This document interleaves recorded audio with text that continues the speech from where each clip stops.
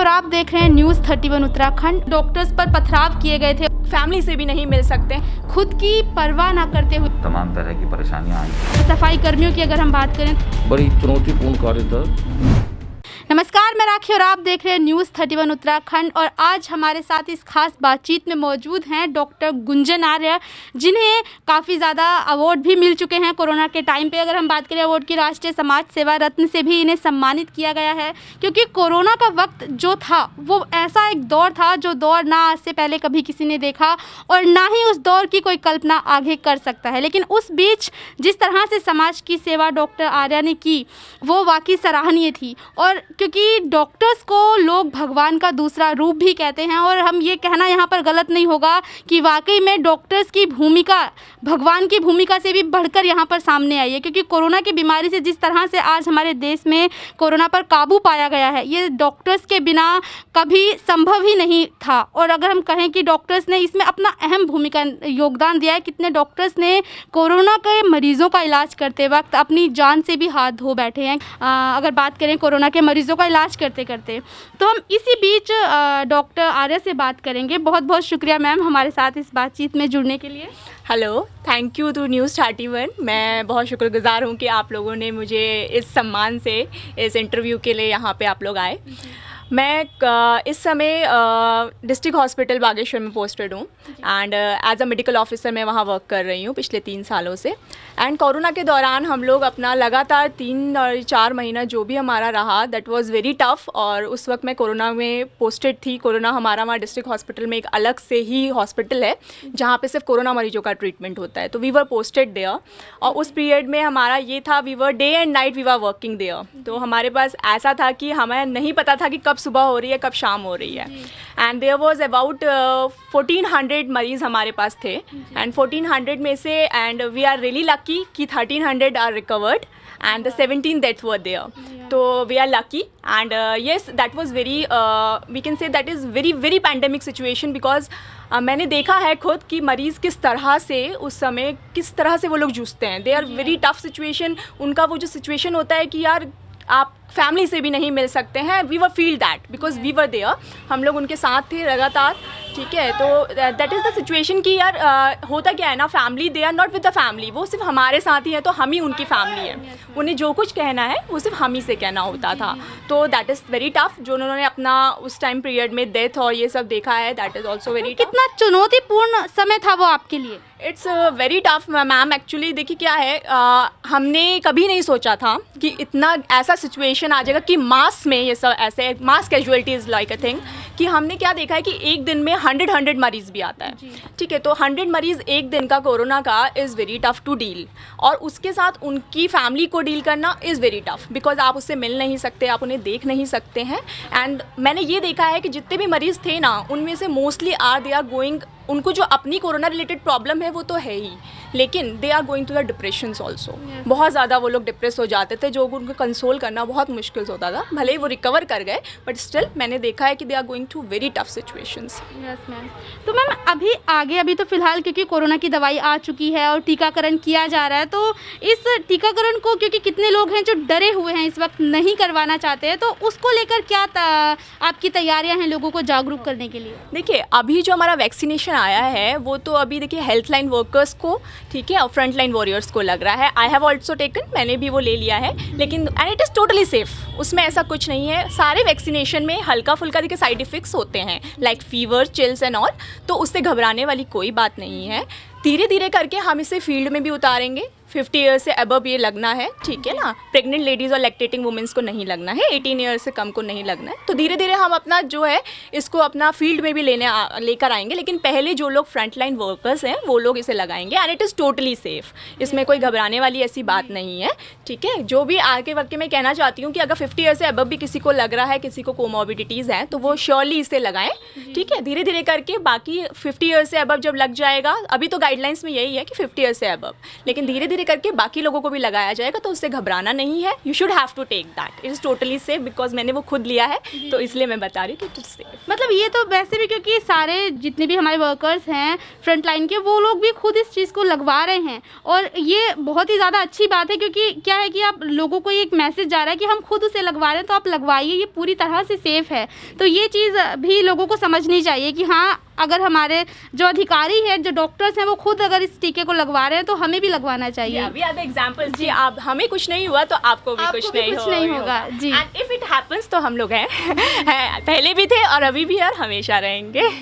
Ma'am, क्योंकि इस वक्त ना, अगर क्योंकि कोरोना के बीच अगर सबसे ज़्यादा जो अहम भूमिका निभाई है वो डॉक्टर्स ने निभाई है, निसंदेह डॉक्टर्स ने ही निभाई है, क्योंकि जिस वक्त हम लोग अपने घरों में निराश होकर बैठे थे, जिस वक्त हम अपने घरों में कैद थे, अपने परिवार के साथ कैद थे, उस वक्त भी डॉक्टर्स ही थे जो अस्पतालों में लगातार दिन रात एक करके लोगों को ठीक करने में लगे हुए थे। और कितने डॉक्टर्स के पास तो ज़रूरी सामान भी नहीं थे, अगर हम 95 मार्क्स की बात करें, है ना, N95 मार्क्स की, वो तक लोगों के पास नहीं थे। उनके जो पूरा प्रॉपर सब होता है जिस तरह से, वो सारी चीज़ें भी नहीं थी, लेकिन बावजूद इसके भी उन्होंने जिस तरह से अपनी जान को हथेली पर रखकर काम किया, वो काफ़ी ज़्यादा सराहनीय है ना? जी बिल्कुल मैम, आपकी बात बिल्कुल सही है। ऐसा बहुत सारे फील्ड्स में होता है कि वहाँ पे वो सब चीज़ें अवेलेबल नहीं होती हैं।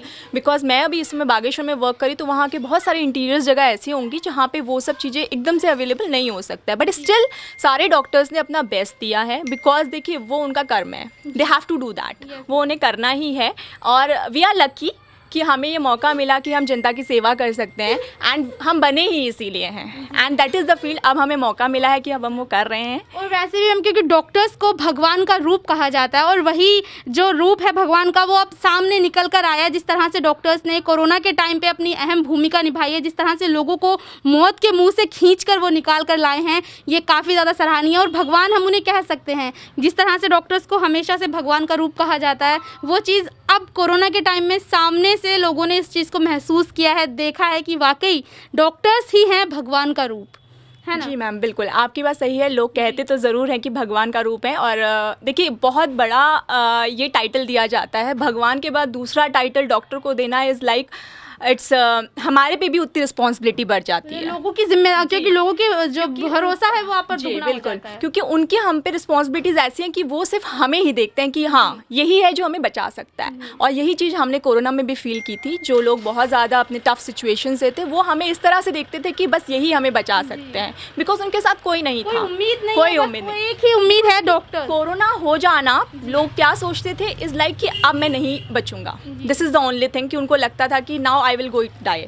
तो बस वो यही कहते थे कि मैम हम तो नहीं बचेंगे, प्लीज़ हमारी फैमिली को ये मैसेज दे दीजिए, हमारे घर में ये मैसेज दे दीजिए, लाइक दैट। बट हाँ, वो सिचुएशन ऐसी थी, बट ऐसा नहीं है। Most of they are recovered, जैसे मैंने आपको बताया ना कि 1300 तो हमारे रिकवर्ड ही कर गए, तो that was the situation like that. अगर वो जो लोग रिकवर हुए हैं ना, वो सिर्फ और सिर्फ आपकी मेहनत की वजह से ही रिकवर हुए हैं, क्योंकि उसमें आपका बहुत बड़ा योगदान था। अगर आप उस शिद्दत से काम नहीं करते तो शायद वो नामुमकिन था। जी बिल्कुल मैम, आपकी सही बात है। हमारी टीम और मैंने जो हम लोगों ने वर्क किया है, that is the also thing कि हाँ हम लोगों ने उन्हें रिकवर करने में हेल्प करी। और येस, वो अपना पेशेंट की विल पावर भी है कि हाँ वो उस सिचुएशन से उन्होंने फाइट किया।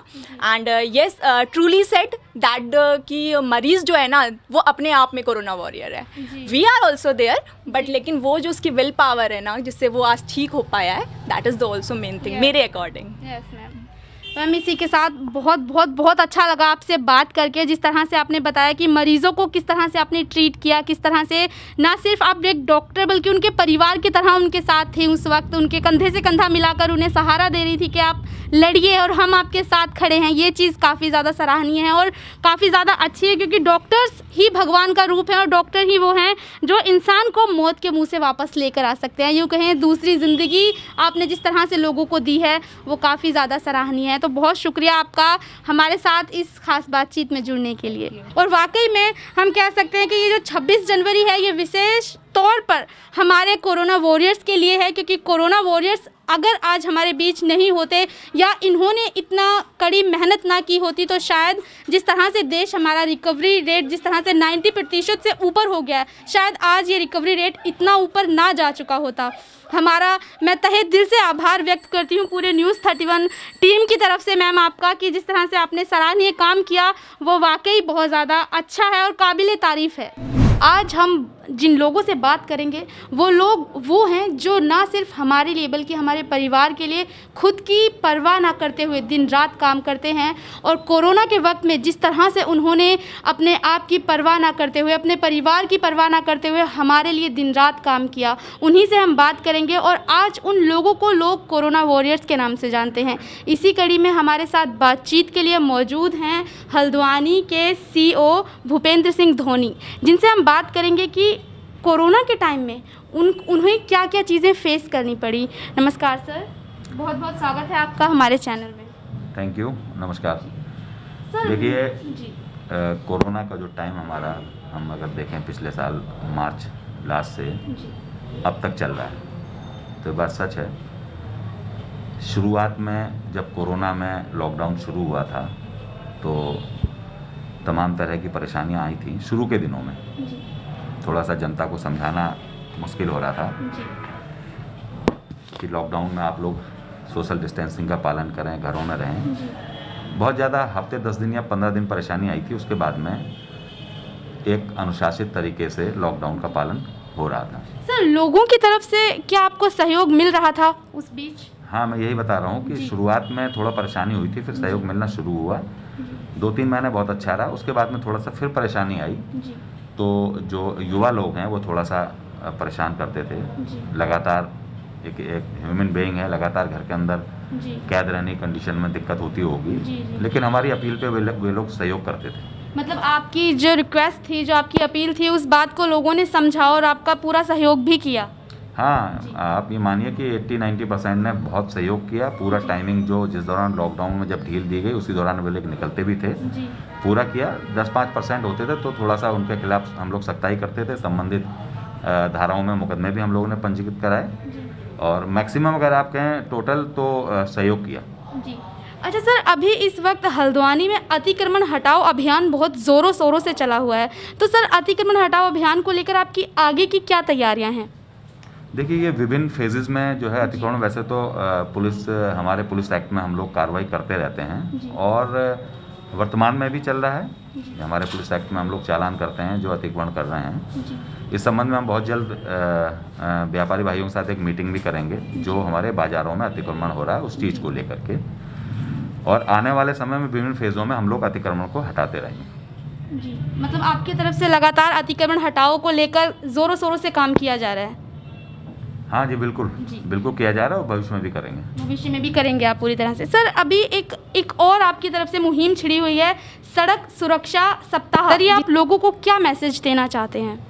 देखिए, अब तक जो रहा सड़क सुरक्षा सप्ताह मनाता जाता रहा है। अब की बार जो हमारे नवागंतुक DGP सर हैं, उनके आदेश से सड़क सुरक्षा माह, ये पूरा महीना हम लोग जी सड़क के जो नियम हैं, दुर्घटनाएं ना हों, लोगों की तमाम जानें, आपको बता दूं मैं जानकारी में, जी दुनिया में बहुत ज़्यादा डेथ जी एक्सीडेंट से होती है, जी। रोड एक्सीडेंट से, जी और उसमें भी 80% डेथ जो है दोपहिया वाहनों की अगर हम लोग देखें तो बिना हेलमेट के होती है। जी तो इन्हीं चीज़ों को जागरूक करने के लिए हेलमेट है, ट्रैफिक के नियमों का पालन करना है, गाड़ी चलाते समय मोबाइल ना पहने, जी सीट बेल्ट लगाएं, आदि आदि तमाम तरह के स्लोगन हैं। उसको लेके हम लोग प्रतिदिन अलग अलग अभियान के तहत काम कर रहे हैं, जनता को जागरूक कर रहे हैं, रिक्वेस्ट कर रहे हैं। मीडिया के थ्रू भी हम लोगों ने रिक्वेस्ट करी है, और हमारे जो बाइक्स रैली हम लोग 2 बार निकाल चुके हैं। एक बार तो हमारी पुलिस की निकली है, जी एक बार जो जनता के लोग हैं उनके माध्यम से हमने कल ही एक बाइक रैली ट्रैफिक नियमों को जनता के बीच जागरूक करने के लिए निकाली है। तो हम लोग ये पूरा महीना हमारा सड़क सुरक्षा माह के रूप में रहेगा, और हम लोगों को जागरूक करेंगे, अपील करेंगे कि ट्रैफिक के नियमों का पालन करें। सर, लेकिन अभी आपने जिस तरह से सड़क दुर्घटना में लोगों की जान जाने की बात कही, तो सर सड़क दुर्घटना में सिर्फ लोगों की लापरवाही कहेंगे या फिर सड़कों की भी कहेंगे? क्योंकि जिस तरह से सड़कों की बदहाली अगर नज़र आती है तो सड़क दुर्घटना में अहम रोल तो उन टूटी हुई सड़कों का है, उसे लेकर क्या नहीं, मैं सहमत हूँ आपसे इस बात पे। जी कुछ जगह टूटी सड़कें भी हैं इसका। जी हमने ब्लैक स्पॉट चिन्हित किए हैं जहाँ पे ज़्यादा दुर्घटनाएं होती हैं, जी तीव्र मोड़ हैं या अन्य कई कारण हैं। बात सही है कि जिस तरह से वाहनों की संख्या बढ़ी है जी पिछले वर्षों की तुलना में, उस तरह से रोडों की चौड़ाई, रोडों की संख्या कम बढ़ी है। जी और एक कारण रोडों की बदहाली भी है। जी। मैं बिल्कुल सहमत हूँ, चूँकि वह पुलिस विभाग से रोडों के निर्माण का कोई जी सर। सीधे ताल्लुक नहीं है, लेकिन जी मैं सर। सहमत हूँ आपकी बात से, जी कुछ कारण रोडों की बदहाली भी है। तो ये थे हमारे साथ हल्द्वानी के सीईओ भूपेंद्र सिंह, जिन्होंने हमें ये बताया कि क्या उनकी भविष्य को लेकर, लोगों की सुरक्षा को लेकर उनके कामों को आगे वो करेंगे और किस तरह से अतिक्रमण हटाओ अभियान को वो जारी रखेंगे जब तक कि अतिक्रमण से लोगों को निजात नहीं मिल जाती। और सड़क सुरक्षा के माध्यम से भी उन्होंने ये चीज़ बताई है कि वो पूरे माह ये सड़क सुरक्षा सप्ताह चलाएंगे ताकि लोगों को जागरूक किया जा सके और ये समझाया जा सके कि किस तरह से हेलमेट पहनकर चलें, सीट बेल्ट का यूज़ करें, और लोगों को काफ़ी चीज़ें बताई जा रही हैं ताकि लोग अपनी सुरक्षा को ध्यान में रखें। इसी कड़ी में आज हम बात करेंगे हल्द्वानी नगर निगम आयुक्त के CS मर्तोलिया जी से। उनसे हम जानेंगे कि उन्होंने कोरोना के टाइम में सुरक्षा के मद्देनज़र रखते हुए साफ़ सफाई के ऊपर किस तरह से काम किया, किस तरह से लोगों को जागरूक किया। तो चलिए शुरू करते हैं। नमस्कार सर। नमस्कार सर, बहुत बहुत स्वागत सबसे पहले मैं आपका करना चाहूँगी हमारी इस खास बातचीत में। सर, कोरोना के वक्त में जब हम पूरी उम्मीदें छोड़ चुके थे कि हाँ कभी हमारा देश इस बीमारी से उभर भी पाएगा या नहीं, उस वक्त बहुत अहम भूमिका निभाई हमारे नगर निगम की। अगर हम बात करें तो सफाई कर्मियों की अगर हम बात करें तो बहुत अहम भूमिका उन्होंने निभाई। तो सर, उस बीच आपके लिए कितना चुनौतीपूर्ण रहा वो क्षण कि आपको सफाई के ऊपर काम करना था, गंदगी मतलब गंदगी नहीं होने देना था, तो वो वक्त आपके लिए कितना चैलेंजिंग रहा? जो कोविड-19 महामारी पूरे दुनिया और देश में और हमारे प्रदेश में फैला था, उसमें नगर निगम के लिए वास्तव में बहुत बड़ी चुनौतीपूर्ण कार्य था। हमारे जितने सफाई कर्मचारी हैं, पर्यावरण मित्र हैं, उनके द्वारा पूरे कोरोना काल में पहली शिफ्ट जो हमारी सुबह 7 बजे शुरू होती है और शाम की शिफ्ट होती है, दोनों शिफ्ट में बेहतरीन कार्य किया। पूरे नगर को स्वच्छ रखा, पूरे शहर को सैनिटाइज कराया। इस कारण जो है हम लोग कोरोना संक्रमण को रोकने में काफ़ी हद तक कामयाब भी हुए। तो सर, आगे आपकी क्या तैयारियां हैं सुरक्षा को लेकर, सफाई को लेकर? जिस तरह से अभी पहले सैनिटाइज कराया गया था, क्योंकि कोरोना का खतरा तो अभी भी टला नहीं है, हमें सफाई पर तो अभी भी उतना ही ध्यान देना है। तो सर, आगे की क्या तैयारियां हैं सफाई को लेकर? देखिए, जो सबसे पहले कोरोना का गाइडलाइन थी उसमें सघन सैनिटाइजेशन की बात कही गई थी, जिसके तहत हमारे द्वारा 60 टैंकर लेकर के किराए में टैंकर लेके थे और पूरे शहर को लगभग 2 माह तक सघन सैनिटाइज कराया गया था। पूरे रात के 12 बजे तक हमारे महापौर महोदय स्वयं रहते थे टीम के साथ। उसके बाद जैसे ही गाइडलाइन आई कि आपको सघन न करके मात्र जो सार्वजनिक स्थल हैं, सार्वजनिक ट्रांसपोर्ट की जगह हैं, रेलवे स्टेशन, बस अड्डे और जो सार्वजनिक जगह हैं उन्हीं पे करना है, तो हमारा फोकस वहाँ पे रहा। वर्तमान में भी हम लोग, हमारे कर्मचारी जितने हैं, कोरोना के जो गाइडलाइन है उसका पूर्णतः पालन करते हुए शहर को साफ रख रहे हैं और एक अभियान के रूप में इसको हमने लिया भी। पूरी मतलब एक सुरक्षा के मद्देनज़र सफाई का एक अभियान चला हुआ है कि पूरे शहर को सैनिटाइज करना है, पूरे शहर में कहीं पर भी गंदगी नहीं होनी है। ये सारी बातों का ध्यान रखा जा रहा है आपकी तरफ से? बिल्कुल बिल्कुल ध्यान रख रहे हैं हम लोग। सर, एक सवाल मेरा इस वक्त है, क्योंकि इस वक्त हल्द्वानी में अतिक्रमण हटाओ अभियान चला हुआ है बहुत ज़ोरों शोरों से, तो सर उसी को लेकर, क्योंकि बाज़ार में अब एक स्थिति ऐसी आ गई है कि महिलाएं व बच्चे बाज़ार में जाने से भी कतराते हैं, क्योंकि इतनी ज़्यादा वहाँ पर भीड़ होती है, इतनी ज़्यादा परेशानी होती है लोगों को वहाँ पर। तो उसको लेकर आप क्या कदम उठा रहे हैं? आप बिल्कुल सही कह रहे हैं। वर्तमान में जो बाज़ार क्षेत्र है वहाँ पर काफ़ी ज़्यादा अतिक्रमण हो चुका है। बार बार हमारे व्यापार संघ के लोग भी आते हैं कि अतिक्रमण हटाने के लिए, और हम लगातार, हमारे अतिक्रमण प्रभारी हैं सहायक नगर आयुक्त विजय सिंह चौहान, और पिछले हफ्ते ही हमने लगातार 3-4 दिन लगातार हमें अतिक्रमण हटाने का अभियान किया था और वर्तमान में भी आगे उसको लगातार करेंगे। तो मतलब सर, अभी आपने जिस तरह से ये मुहिम चलाई हुई है, अभी जब तक ये मुहिम रुकेगी नहीं, तब जब तक कि अतिक्रमण पूरी तरह से ख़त्म नहीं हो जाता? बिल्कुल बिल्कुल। इस मुहिम को हम सप्ताह में 3 या 4 दिन लगातार हर सप्ताह करने का कार्यक्रम हमारा है, तो हम लगातार इसको अतिक्रमण के खिलाफ अभियान चलाएंगे। पूरा इसके खिलाफ अभियान चलाएंगे। आपकी तरफ से लोगों को किस तरह से जागरूक किया जा रहा है साफ सफाई को लेकर? नगर निगम द्वारा शुरू से ही शहर को स्वच्छ रखने के लिए, व्यक्तिगत साफ सफाई के लिए कई प्रकार के आईसी प्रोग्राम किए जाते हैं। और हमारा जो सुबह हमारे आपने सुना भी होगा, सुबह जो कूड़े की गाड़ी होती है उसमें भी हमने लगा रखा है उसको। तो इस तरह से जितने भी प्रयास हैं हम लोग कर रहे हैं कि इसको लोगों को जागरूक कर रहे हैं कोरोना के प्रति भी और साफ सफाई के प्रति। मतलब आपकी तरफ से पूरी कार्रवाई की जा रही है, पूरा काम किया जा रहा है कि लोगों को ज़्यादा से ज़्यादा सफाई के प्रति जागरूक किया जा सके। जी, पूरा जागरूकता अभियान हमारा इन लोग चला हुआ। आईसी एक हमारा डिपार्टमेंट अलग से है जो जागरूकता कार्यक्रम चलता था। तो लगातार हम शहर को स्वच्छ रखने के लिए लोगों के, शहर के लोगों को व्यक्तिगत साफ सफाई के लिए लगातार प्रेरित कर रहे हैं और कार्यक्रम चला रहे हैं। बहुत बहुत शुक्रिया सर इस खास बातचीत के लिए, हमारे साथ जुड़ने के लिए। तो ये थे हमारे साथ नगर आयुक्त CS मर्तोलिया जी, जिन्होंने हमें ये बताया कि किस तरह से कोरोना के टाइम में लोगों को साफ़ सफाई के लिए जागरूक इनकी तरफ से कराया गया है और किस तरह से ये शहर को साफ़ करने की अपनी इस मुहिम में काम कर रहे हैं और आगे भी ये काम यूं ही करते रहेंगे। साथ ही इन्होंने हमें ये भी बताया कि अतिक्रमण को लेकर जो इनका अभियान है वो तब तक नहीं रुकेगा जब तक कि अतिक्रमण पूरी तरह से हट नहीं जाता। लोगों की सुरक्षा के लिए पूरी तरह से नगर निगम की तरफ से कार्रवाई की जा रही है और ये काम ऐसे ही चलता रहेगा। और हम इसी बीच बात करेंगे हल्द्वानी की CMO भागीरथी जोशी जी से और हम उनसे ये जानेंगे कि किस तरह से उन्होंने कोरोना के बीच में लोगों को जागरूक किया, कि किस तरह से कोरोना के सिम्टम्स हैं उनके बारे में लोगों को जागरूक किया और किस तरह से दिन रात काम उन्होंने किया जनता के लिए। तो हेलो मैम, बहुत बहुत स्वागत करती हूँ मैं आपका अपनी इस खास बातचीत में। तो मैम, सबसे पहले मेरा यही आपसे एक सवाल है कि कोरोना के बीच जिस तरह से भगवान का रूप बनकर डॉक्टर उभर कर सामने आए, जिस तरह से उन्होंने कड़ी मशक्क़त की और लोगों को इस महामारी से निजात दिलाने में काम किया, तो क्या चुनौतियां उस बीच आपके सामने आई थी? देखिए, कोरोना बिल्कुल हमारे लिए भी एक नया अनुभव था। ये एक ऐसी बीमारी है जिसमें रोगी को मानसिक प्रताड़ना भी होती है, क्योंकि उसकी सेवा के लिए डॉक्टर या स्वास्थ्यकर्मी के अलावा वहाँ पर कोई नहीं होता है। तो उन सब को इलाज देना, उनकी काउंसलिंग करना हमारे सारे हेल्थ केयर वर्कर्स ने, चाहे वो डॉक्टर्स हों, चाहे नर्स हों, चाहे वार्ड बॉय हों या हमारे सफाई कर्मी हों, सब ने अपना महत्वपूर्ण योगदान दिया।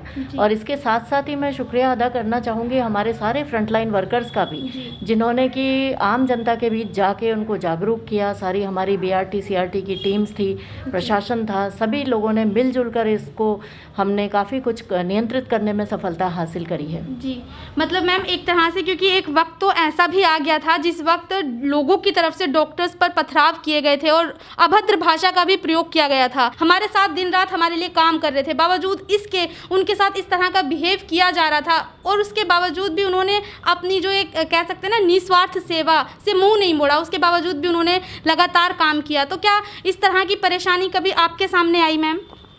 पथराव वाली घटना तो यहाँ नहीं हुई ज़रूर, लेकिन जिस वक्त में सितंबर जब पीक चल रहा था या शुरुआती दौर में हमारे जो मेडिकल टीम है उनके साथ बुरा बर्ताव भी तो हुआ ही है, ऐसा नहीं कह रही मैं कि नहीं हुआ। टेस्टिंग के लिए हमारी टीम्स जाती थी तो उनको भी भला बुरा कहा जाता था कि आप सर्टिफिकेट लाइए कि आप कोरोना नेगेटिव हैं। और इसी तरह से सुशीला तिवारी चिकित्सालय में भी कर्मियों के साथ लोगों ने काफ़ी बर्ताव बुरा किया। हमारे काफ़ी डॉक्टर, हेल्थ केयर वर्कर सब संक्रमित भी हुए, लेकिन उन्होंने अपना मनोबल गिरने नहीं दिया और हम लोगों ने भी काफ़ी काउंसलिंग करके उनको काम उन्होंने बहुत अच्छा किया और रात दिन उन्होंने मेहनत करी है और मुझे फ़ख्र है अपनी टीम पर। मैम, अभी जिस तरह से आपने कहा कि सुशीला तिवारी हॉस्पिटल का आपने एग्जाम्पल दिया, तो मैम लोगों की तरफ से कहा जा रहा है कि सुशीला तिवारी अस्पताल में भी कोरोना को लेकर जो गाइडलाइन दी गई हैं उनको फॉलो नहीं किया जा रहा है सही तरीके से। बिल्कुल किया जा रहा है, कोई गाइडलाइन फॉलो नहीं की जा रही है, ऐसा बिल्कुल भी नहीं है। और सुशीला तिवारी चिकित्सालय ने कम से कम 3000 से ज़्यादा रोगियों को स्वस्थ किया है और वहाँ पर काफ़ी गंभीर प्रकृति के भी रोगी आए हैं और पूरे स्टाफ ने तन मन धन से रात दिन सेवा करके लोगों को अच्छा करने में अपना योगदान दिया है। और काफ़ी हमारा मेडिकल स्टाफ, चाहे वो डॉक्टर्स हों, चाहे स्टाफ नर्सेस हों, चाहे सफाई कर्मी हों, सब संक्रमित भी हुए हैं और वो खुद भी उस चिकित्सालय में भर्ती रहे हैं। अच्छा मैम, अभी मेरा एक सवाल आपसे, क्योंकि अभी इस वक्त कोरोना की वैक्सीन आ चुकी है, लेकिन लोग कोरोना की वैक्सीन लगवाने से कतरा रहे हैं, डर रहे हैं कि अगर वो वैक्सीन लगाएंगे तो उसके साइड इफ़ेक्ट हो जाएंगे। तो उसको लेकर क्या तैयारियां की जा रही हैं, किस तरह से प्रोग्राम किए जा रहे हैं उन्हें जागरूक करने के लिए? हम काफ़ी लोगों में प्रचार प्रसार कर रहे हैं, जैसा कि गवर्नमेंट भी कर रही है, काफ़ी होर्डिंग्स फ्लेक्सी लगा रहे हैं, वीडियोस अपलोड कर रहे हैं। और सबसे अच्छा एग्जांपल हमारा ये है कि जो हमारे वैक्सीन है पहले हेल्थ केयर वर्कर्स को लग रही है, और उसमें भी जो हमारे यूनिट्स के हेड हैं वो लोग खुद पहला वैक्सीन लगा रहे हैं। मैंने खुद वैक्सीन लगवाई है, कोई भी साइड इफ़ेक्ट नहीं है। और हम लगातार लोगों को जागरूक कर रहे हैं कि वैक्सीन पूरी तरीके से सुरक्षित है। किसी को अभी तक 10 दिन हो गए हैं वैक्सीनेशन शुरू हुए, कोई भी साइड इफ़ेक्ट इसी में ऐसा पाया नहीं गया है। पूरी तरीके से सुरक्षित है वैक्सीन। जी मैम, तो आगे की क्या तैयारियां हैं, किस तरह से लोगों में वैक्सीनेशन कराया जाएगा? अभी तो हेल्थ केयर वर्कर्स का हो रहा है, दूसरे राउंड में फ्रंटलाइन वर्कर्स आएंगे, और उसके बाद 50 साल से ऊपर के लोगों को वैक्सीन लगेगी। जी मैम, तो मतलब अभी ये जो प्रथम चरण है, अगर बात करें दूसरे चरण की, तो दूसरा चरण कब से शुरू होगा? अभी प्रथम कंप्लीट होने में समय है, उसके बाद जैसे ही ऊपर से दिशा निर्देश आएंगे दूसरा चरण की शुरुआत हो जाएगी। जी, तो मैम बहुत बहुत शुक्रिया इतना वक्त हमें देने के लिए और इतनी अच्छी जानकारी देने के लिए। जैसा कि आपने कहा कि लोगों की तरफ से काफ़ी ज़्यादा अभद्र भाषा का भी प्रयोग किया गया टीम के लिए, लेकिन उन्होंने तब भी अपना मनोबल गिरने नहीं दिया। उन्होंने पूरा साहस दिखाया और लोगों की सुरक्षा के लिए काम किया। तो आपने देखा किस तरह से हमें मैम ने बताया कि उनकी और उनकी पूरी टीम ने लोगों को जागरूक किया है, साथ ही लोगों की सुरक्षा के ऊपर काम किया है। जिस तरह से हम कह सकते हैं कोरोना के वक्त में डॉक्टर्स ने अहम भूमिका निभाई है और बिल्कुल भगवान के रूप के तौर पर वो निखर कर सामने आए हैं, क्योंकि एक डॉक्टर्स ही वो लोग थे जो अपनी जान को हथेली पे लेकर, जिस वक्त हम किसी को छूने से कतरा रहे थे, उस वक्त उन्होंने कोरोना के लोगों को ठीक किया। और ना सिर्फ ठीक किया, बल्कि कितने डॉक्टर्स तो ऐसे भी थे जिन्होंने कोरोना के चक्कर से अपनी जान भी गंवा दी, अपने परिवार की भी परवाह उन लोगों ने नहीं की। तो ये हमारे डॉक्टर्स के लिए तहे दिल से न्यूज़ 31 की टीम पूरी तरीके से दिल से शुक्रिया अदा करती है सारे डॉक्टर्स का, कि वो जिस तरह से दिन रात काम कर रहे हैं, जिस तरह से वो अपनी जान को हथेली पे लेकर काम कर रहे हैं, ये वाकई काफ़ी ज़्यादा सराहनीय है और बहुत ज़्यादा हम इनके शुक्रगुजार हैं कि ये हमारे लिए दिन रात इस तरह से काम कर रहे हैं। हर खबर में होगी हमारी नज़र। खबरों से जुड़ने के लिए हमारे चैनल को सब्सक्राइब करें और बेल आइकन दबाना ना भूलें। हर खबर में होगी हमारी नज़र। खबरों से जुड़ने के लिए हमारे चैनल को सब्सक्राइब करें और बेल आइकन दबाना ना भूलें।